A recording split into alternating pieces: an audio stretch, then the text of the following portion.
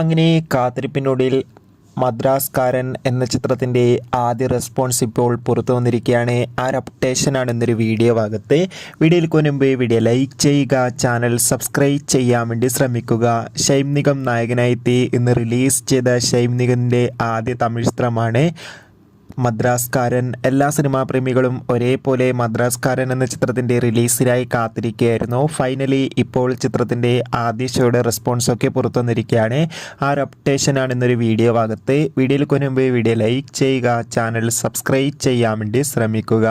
അങ്ങനെ കാത്തിരിപ്പിനോടിൽ ഇപ്പോൾ ചിത്രത്തിൻ്റെ ആദ്യ ഷോയുടെ റിവ്യൂസൊക്കെ പുറത്തു വന്നിരിക്കുകയാണ്. തമിഴ്നാട്ടിലാണ് ചിത്രത്തിൻ്റെ ആദ്യ ഷോ അവസാനിച്ചിരിക്കുന്നത്.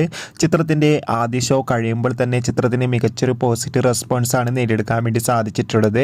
ചിത്രം കണ്ട സിനിമാ പ്രേമികളെല്ലാവരും ഒന്നടങ്കം പറയുകയാണ് ചിത്രം ഒരു പക്ക ആക്ഷൻ ത്രില്ലറാണെന്നും ചിത്രത്തിൽ ഷൈം നിഗമിൻ്റെ അതിഗംഭീരമായ പെർഫോമൻസും മികച്ച ആക്ഷൻ രംഗങ്ങളൊക്കെ കാണാൻ വേണ്ടി സാധിക്കുന്നുണ്ടെന്നും. എന്തായാലും ചിത്രത്തിൻ്റെ കൂടുതൽ റെസ്പോൺസിനായി നമുക്ക് കാത്തിരിക്കാം.